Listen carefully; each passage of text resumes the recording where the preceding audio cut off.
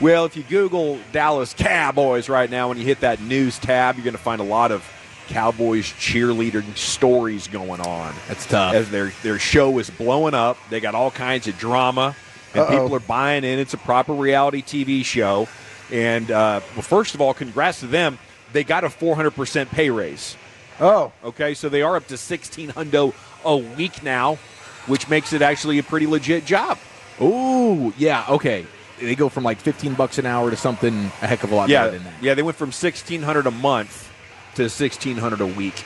Yeah. So that's pretty cool. But because of that happening and the show blowing up so much right now, and obviously we're in a downtime. It's perfect timing for Charlotte or whoever made the call on this to plug this in right in between minicamp and training camp, because it's gonna bridge that gap well for them with their impressions and their engagement and all that. Wow, so it became a full-time job. Yeah, I guess it is. I mean, it always has been without, I guess, the pay. I don't know if it's been full-time. Yeah. I don't know. A lot of those girls do. A lot of them work. Yeah, they have to work other jobs to make ends meet. Exactly. But now you could support yourself. Support yourself. Yeah, absolutely. Yeah. Okay, Donovan Ezeiruaku getting quite a bit of ink. A couple of sites, including Blogging the Boys, Bleeding Green, a bunch of others. Just that, he's one of those guys that's predicted to possibly have a great year for the Cowboys. I do think he's going to blow up because there's so much other pressure points coming on this defense, and he's got like what should be immediately transferable to the NFL. I don't have to come in here and learn how to be a technician and watch film in order to beat this guy. I'm going to first step him and dip, and I'm going to be around that corner. I think he's going to have an immediate impact just like Micah did. He knows how to – the thing is that he was one of the 2-3 best pass rushers in the draft last year. So you do not have to worry about him coming in and trying to figure it out. I mean, you mentioned the ability to run, to get off the ball, to dip, to stay low, to keep linemen's hands off him. He already knows how to do that. From being Boston College guy? Yeah. He was, he had a bunch of sacks. I think he had 16 sacks his last year there at Boston College. But that's crazy. So a lot of times these pass rushers, they come into the game and they have no clue. They have no clue how to. So why did he slip? It seems like when you talk about him, it should have been a top 15 pick. He was top 23 for sure. There were mock drafts that had him just outside of that. Okay, there's 15 names, first round names. They had him in that 20 to 23 to 28, maybe even a little bit into the 30. I mean, he was clearly a first round talent, and but unfortunately for him.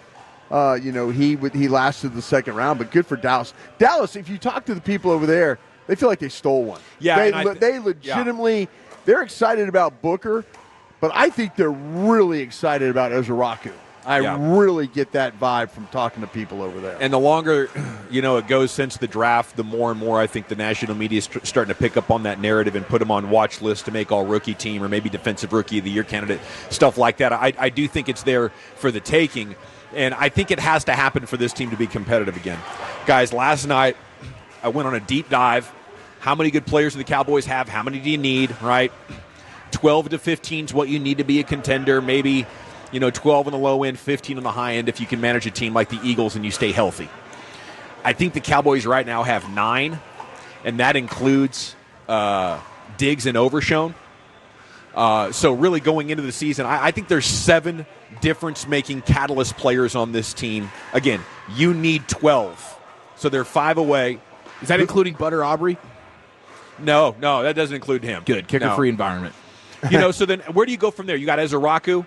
I don't know if Jaden Blue's going to get the ball enough to be a star player, maybe a star role player. Mm-hmm. But then I would shift and I would look at the interior of your offensive line where it's got to hit. It's got to be Booker, Beebe, Tyler Smith. The identity, is that enough to give you a power running game and then edge rushers? We're not a complete team yet, but that could be enough. And if you get those 2 young rookie offensive linemen to join the hay, we're maybe on the outside looking in of second team All-Pro or we're Pro Bowl level players. That is what I think I would need to believe that this Cowboys team could rock in the playoffs. Yeah.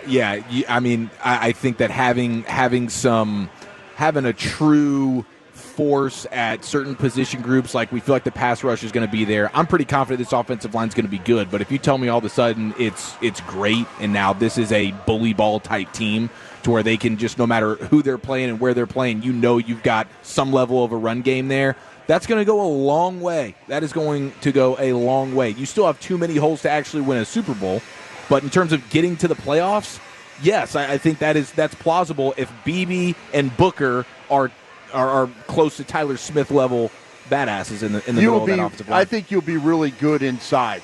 I think the inside three on that offensive line are going to be good. And then can you find a way? Can Steele bounce back? Steele's been in the league now 6 years. This is like his 6th year. Mm-hmm. And so, he's had a lot of different line coaches and all that.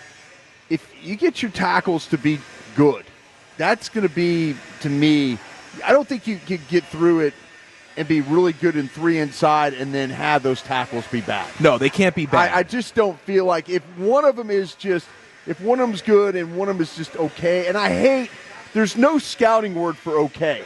If someone tells you, oh, well, this player's just okay. There's nothing, you're not describing the player to me. But if you could just have these tackles be good. Well, I think Steele is good in the running game. Yeah, in the run game, he can be respected.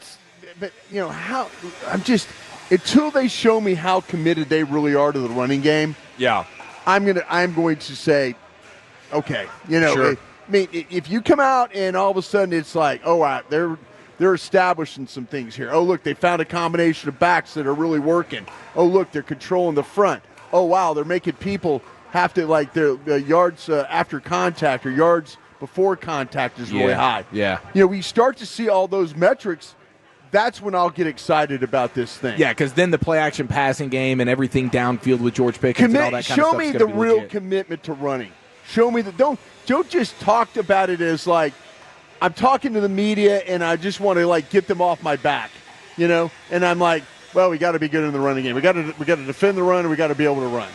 No, really go out there and show us that you can run the football. Well, I do think you have quality coaches on the offensive line, and with Clayton Adams now as the offensive coordinator, former offensive lineman, I do think that you will have a good game plan and strategy when it comes to how you try and run the football.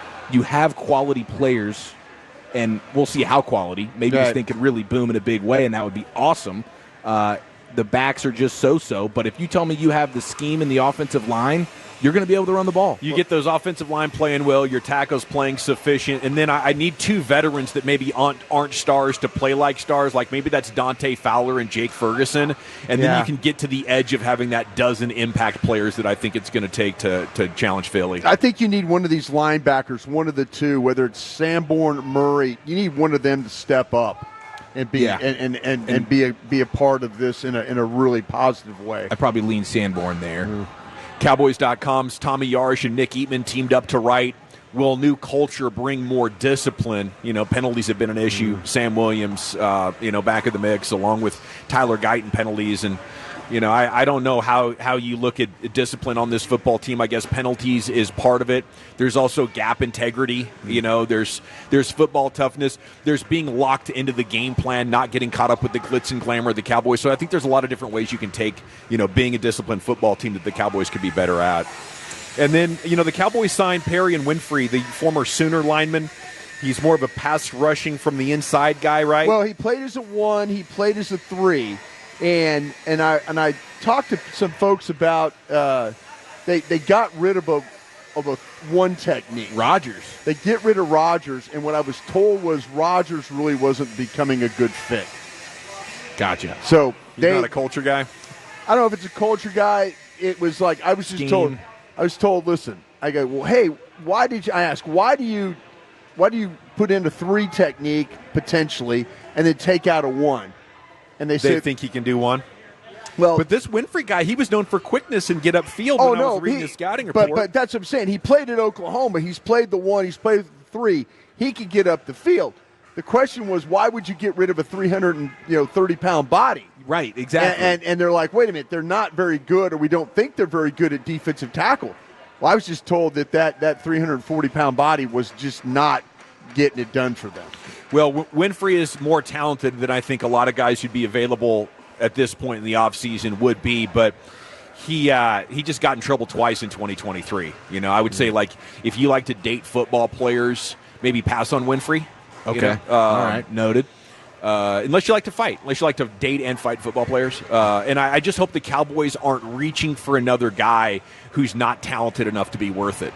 Like, when we reach for character, let's have it be because the guy's flipping Deion Sanders, you know, and with his playing ability. That's all I would ask. Like, I just think you're inviting potential embarrassment for what? A guy that might play 40 snaps for you this year if you have 2 injuries? Okay, we got